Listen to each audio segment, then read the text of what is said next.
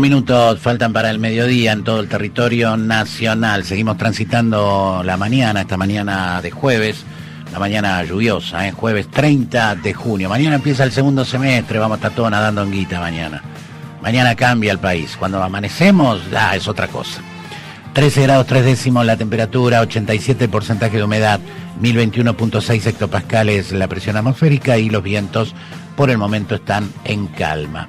Le damos los muy buenos días a Amado Sogbi, que gentilmente ha dispuesto de su tiempo para venir a la radio y darnos una manito para entender esto. Buen día, Amado, gracias. Buenos días, Roberto, ¿cómo estás? Bien, muy bien, gracias, porque sé que tenía 2 millones de cosas en la Atlántida Argentina. En un rato estamos saliendo para Mar del Plata. Bueno, bueno, vamos a tratar de ser muy didácticos. Impuestos, una de las razones por las cuales el país está complicado es porque tiene una enorme carga fiscal.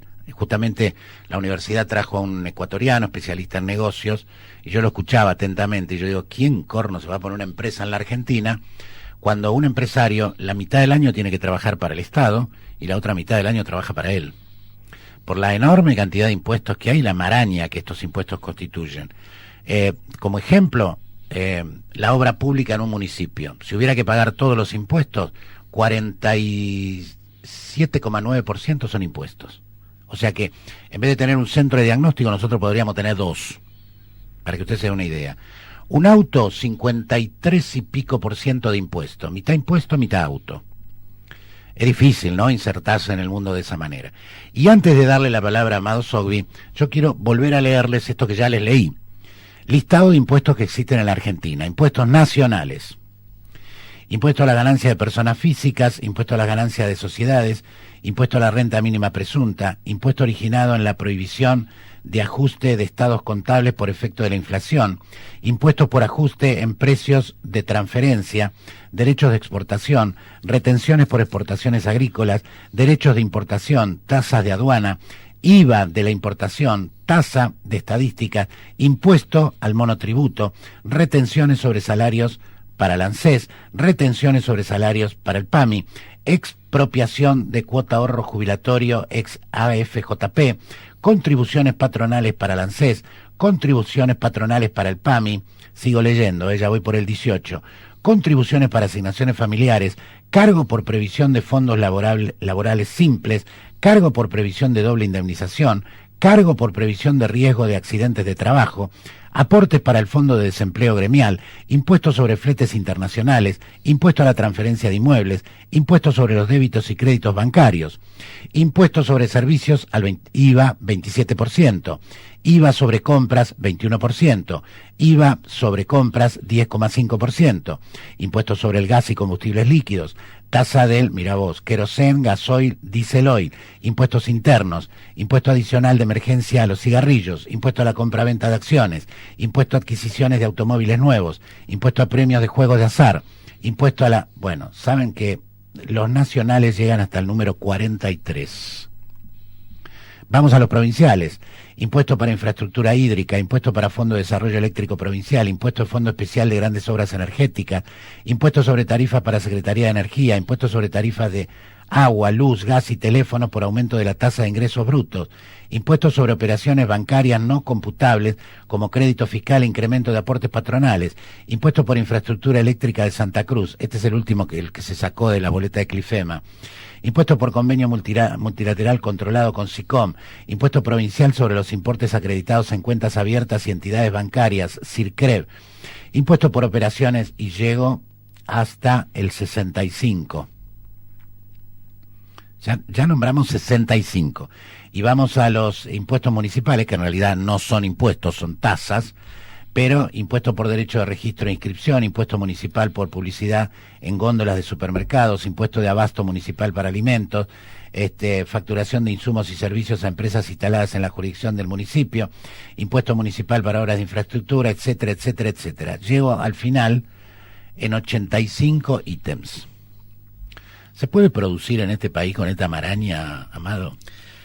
Bueno, en principio tenemos que decir que ese listado está armado para que alguien interprete que hay distintos tipos de formas de cobrar impuestos, porque muchos que nombraste ahí son uno solo.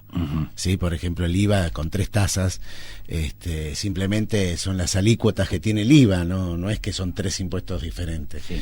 Y el de ganancia lo mismo, ganancia es ganancia de sociedades, ganancia de persona física, son distintas formas, pero el impuesto es el mismo. Primera situación para salvar. Lo achicamos entonces a la mitad. A un tercio, por lo menos. Un tercio, bueno. Entonces, el municipal es lo mismo. Pero de 85, pero seguramente de 85 estaríamos bajando a 30. Hay unos 30, 35, sí. En general, en todos los países del mundo tienen esta estructura. Las estructuras impositivas son muy parecidas, no es que haya países que tienen un solo impuesto. Justamente nosotros, cuando me invitaste, me hice un recorrido por ahí. El Banco Mundial tiene algunos guarismos que no son del todo fidedignos, pero sí lo son de los países centrales. Y hay un ratio que mide la cantidad de horas que se necesitan para hacer la liquidación de ganancias. Y en realidad lo que demuestra eso es la complejidad de lo que estás diciendo vos. Sí. Cuán complejo es liquidar los impuestos. Y hay países que estaban en 200, en 150, como son Estados Unidos, Francia, y nosotros estamos en las 400, 600 horas. Pero hay países que están en 2000 horas, 2500. O sea, estamos en la mitad del pelotón. En la mitad del pelotón, y la Argentina tiene un sistema impositivo, digamos, que no es de los más modernos, pero son de los más actuales. Informatizados, que esto ha generado mucha rapidez, incluso también rapidez para cobrarlo, ¿no? Porque hay mejores formas de regularlo. Pero lo importante, cuando vos decías, puede venir por la pregunta es esa, puede venir alguien a invertir con esta maraña de impuestos. Lo que necesita el que va a invertir y que te preguntan, ya sea grande, pequeño, es estabilidad en la regla del juego. Porque si son complejas, yo ya sé por anticipado cómo es mi estructura de costos impositivos, y no sé, si a mí me sirve que sea el 65%, bueno, y me cierran los números, me cierran, vengo y compito. Sí. Si a mí con el 65% puedo exportar y me cierran los números, bárbaro. ¿Cuál es el problema? El problema es que yo hago un plan, las empresas serias en planes a 15, 20, depende de la inversión. Una minería la hace a 50 años, 30 años. Un hotel es 30 años más o menos. Entonces, por ejemplo, hay un impuesto que es el de los débitos y crédito bancario, incluso el de ganancia presunta, incluso impuestos más importantes que se han puesto por emergencia. Entonces se han puesto al principio por 5 años, por 10 años. Como el impuesto al cheque. Exacto, el impuesto de transferencia bancaria es el cheque, que todos lo conocemos por el cheque. Pero se renueva permanentemente. Entonces, cuando yo pensé, digo, bueno, este impuesto lo tengo que pagar por 10 años, pero después me lo alargan, y después me lo alargan, y después me ponen uno de emergencia de esto, y uno de emergencia del otro. Quizás estas situaciones son las que generan una falta de seriedad al momento de pensar en la planificación impositiva, que es algo muy importante, que es un asesoramiento que aquí no lo damos porque no hay mucha demanda, pero en Buenos Aires existen estudios que asesoran impositivamente a las empresas extranjeras. Entonces, yo diría que eso es lo más importante, la estabilidad. Y después, lo otro importante, y esto ya para el público en general, es la progresión de los impuestos y cómo impacta en la gente común. Y en los últimos años se ha vivido el grave problema que hay muchos que lo viven, y desgraciadamente no todos lo viven porque cobran menos, que es el impuesto a las ganancias de las personas físicas. Y que un poco tiene relación con el impuesto a las ganancias a las personas jurídicas, o sea, a las empresas, en cuanto a que no les han permitido actualizar los importes por la inflación. Entonces, vos leíste por ahí impuesto por la falta de actualización de los importes inflacionarios. No es un impuesto, es un efecto económico por la falta de aceptación de eso, pero el impuesto es el impuesto a las ganancias. Entonces, estas cosas son las que se fueron agravando porque la economía cambió en la inflación, sobre todo, y no tenían resortes, las leyes impositivas no tenían resortes para acompañar esos procesos. Quizás y aquí interviene la falta de estabilidad en la seguridad jurídica, ¿no? Porque el que pensó, dijo, yo voy a tener que el 35% de mi estructura es la que tengo que pagar, pero de repente no puedo actualizar las amortizaciones de mis bienes al valor y el valor real que estoy pagando es mayor. Entonces, para mí son importantes estas dos cuestiones.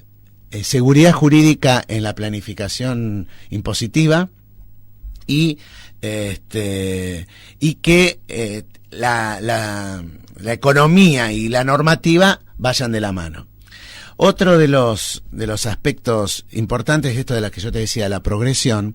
Bueno, muchas veces decimos, bueno, pero el impuesto de los ingresos brutos no es progresivo, es el más regresivo de los impuestos.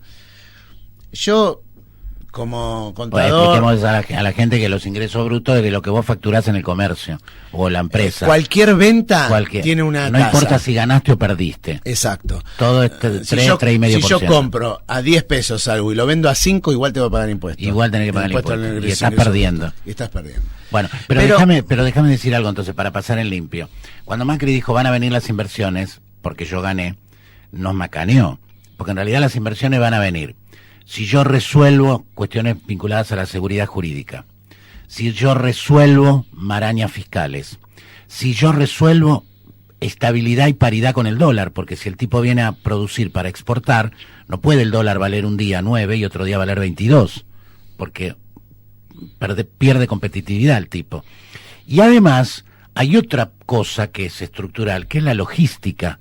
El tipo viene, invierte, pone su empresa, no anda al teléfono, no le funciona el celular, traer un camión de Salta a Buenos Aires vale un huevo, en la mitad del camino el tipo se baja porque estamos de huelga, y los camioneros queremos, para que vengan a invertir en este país, no es necesario cambiar el presidente, hay que cambiar un esquema productivo en este país, en donde los impuestos son una pata importante.